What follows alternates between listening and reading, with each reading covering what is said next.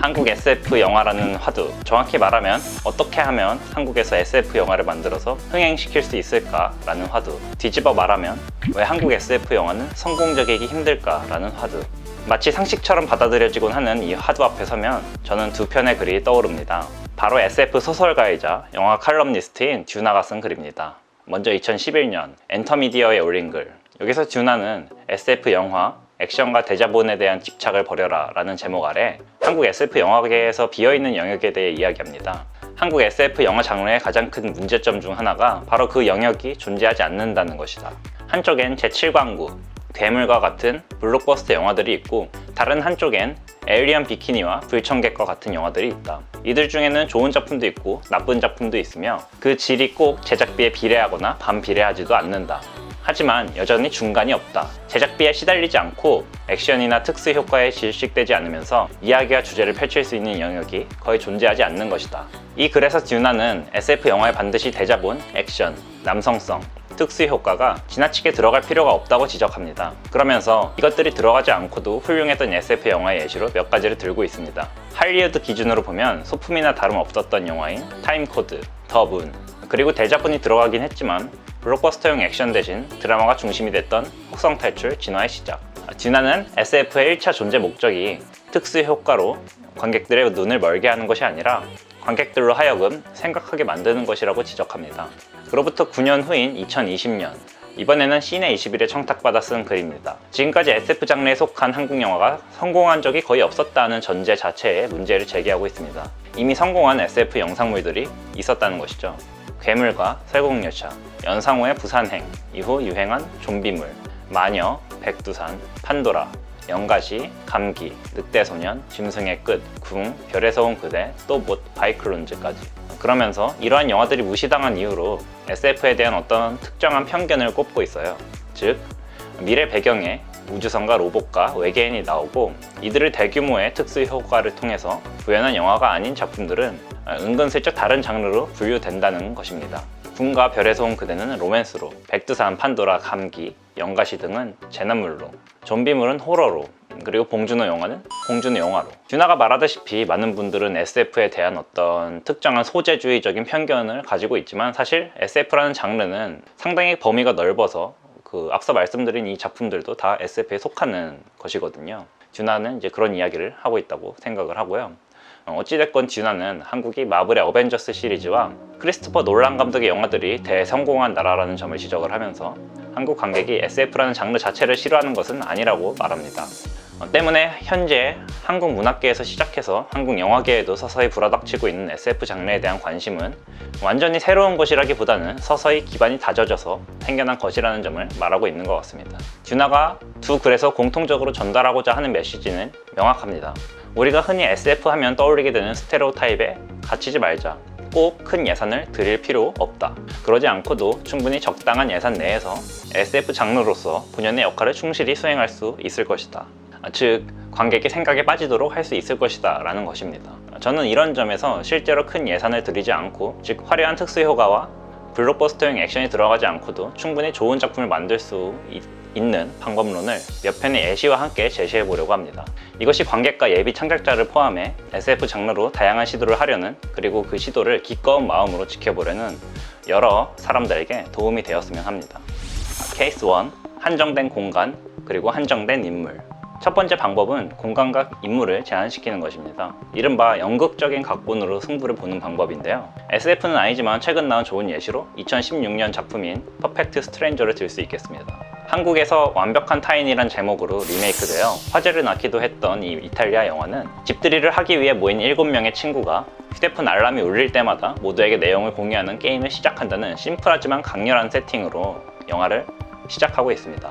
모두가 예상할 수 있듯이 서로가 감추려는 비밀이 하나둘씩 공개되면서 각 캐릭터들의 관계가 복잡하게 얽히며 아주 흥미로운 사태가 연이어 발생하게 되죠. 이것과 거의 비슷한 세팅에서 시작하는 저예산 SF 영화가 하나 있습니다. 2014년 작품인 코히어런스입니다. 한국에 사이더스가 정식 수입하면서 평행이론, 도플갱어 살인이란 다소 직설적인 제목으로 바뀌었습니다. 이 작품 역시 파티를 하기 위해 모인 8명의 친구가 주로 대사를 통해 이야기를 진행하는 구성 방식을 취하고 있습니다.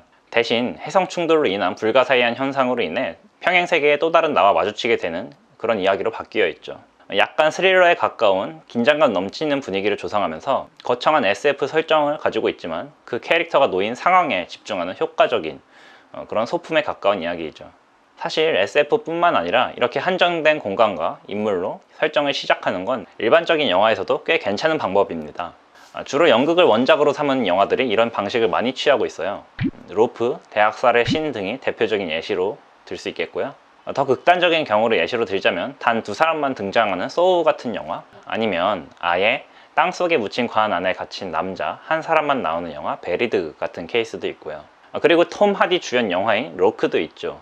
베리드는 생매장 당한 남자가 성냥 몇 개와 전화기에만 의존해서 95분을 이어나가는 영화입니다. 그런데 전혀 지루하지가 않습니다. 로크는 운전하는 남자가 여기저기 전화하는 모습을 85분 동안 보여주는 영화입니다. 그런데 아주 흥미진진하죠. 톰 하디 얼굴 보는 재미도 있지만 그 통화 내용을 듣고 있으면 대체 또 다음에 무슨 일이 펼쳐질까 궁금해서 견딜 수가 없어지는 겁니다. 이런 식으로 만들어서 명성을 얻은 작품이 대표적으로 맨 프롬 어스입니다. 불멸자의 삶을 살아온 사람이 자신이 평범한 인간인 줄 알았던 친구들에게 자신의 놀라운 생에 대해 털어놓는 영화입니다. 이 사람이 심지어는 예수이기도 했다는 설정 때문에 더 많은 관심을 끌기도 했는데요. 조금 더 대규모 인원을 동원한다면 서클 같은 작품도 가능하겠죠. 스케일을 극단적으로 줄여보면 한국 독립영화 수준의 예산으로 찍은 작품들을 예시로 들 수도 있겠습니다. 불청객, 에일리언 비키니, 그리고 지구를 지켜라 등이죠. 역시 모두 작은 방 하나 혹은 지하실 하나 정도의 공간 안에서 주된 이야기가 펼쳐지는 영화입니다. 그렇게 대화로만 사람들의 호기심을 유발시키고 궁금증을 지속시키고 결말에 무릎을 탁 치게 만드는 이야기를 만든다는 건 솔직히 그렇게 쉬운 일은 아닙니다. 각본 작업에 힘을 기울여야 하죠. 반대로 말하면 각본 단계에서 잘만 하면 저 예산으로도 얼마든지 훌륭한 영화를 찍을 수 있다는 겁니다. 근본적인 얘기로 돌아가서 이런 싱글 로케이션 1인극 영화는 도대체 어떻게 가능할까요? 우리는 왜 이런 영화를 보면서도 지루하지 않을 수 있는 걸까요? 그건 바로 인간에겐 상상력이 있기 때문입니다. 사실 눈에 보이지도 않고 귀로 들리는 것도 없는 소설을 읽으면서 우리가 시간 가는 줄 모르고 재미있게 즐기는 이유가 이것이기도 하죠.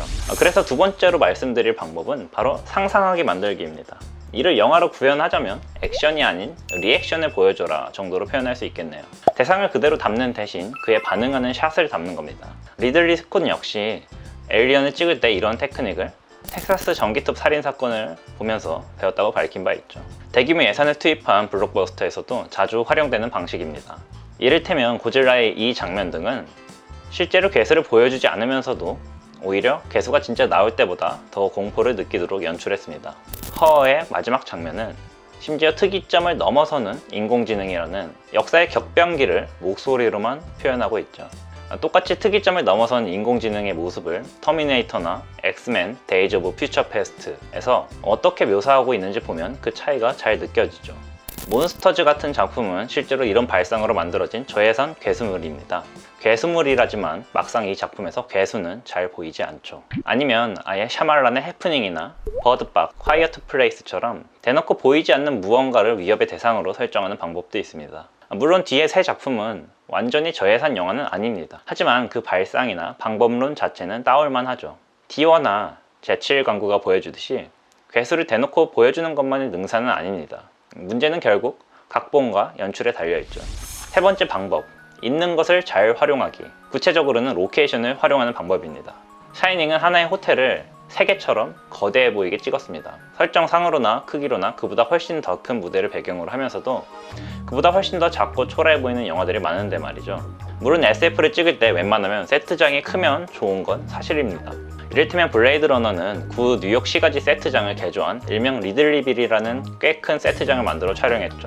하지만 이런 세트장을 짓는 것엔 큰 위험 부담이 따르는 것도 사실입니다. 자크 타티 감독은 플레이타임이라는 영화를 찍기 위해 거대한 마천루가 존재하는 가상의 대도시를 진짜 도시 크기로 만든 타티빌이라는 세트장에서 이 영화를 찍었다가 그 영화를 말아먹은 뒤 몰락해버리고 말았죠. 구태여 하이리스크를 짊어질 필요가 없다는 겁니다. 한국의 예시를 들어보죠. 백승기 감독처럼 극단적인 경우에는 자동차 하나 개조해서 인천에서 운동장에서 찍어놓고 우주여행을 했다고 우깁니다. 이건 병만 영화니까 그렇다고 칠 수도 있겠습니다. 하지만 어찌됐건 어설픈 영화보다야 훨씬 나은 수준입니다. 스토커나 매드맥스 1 같은 경우 러시아나 호주의 적절한 로케이션을 통해서 분위기를 잘 조성해서 SF라고 우기는 데에 성공한 케이스입니다. 한국에서도 스토커와 비슷한 소재를 갖고 서울을 배경으로 찍은 영화가 있죠. 문승욱 감독의 2001년 작품인 나비입니다.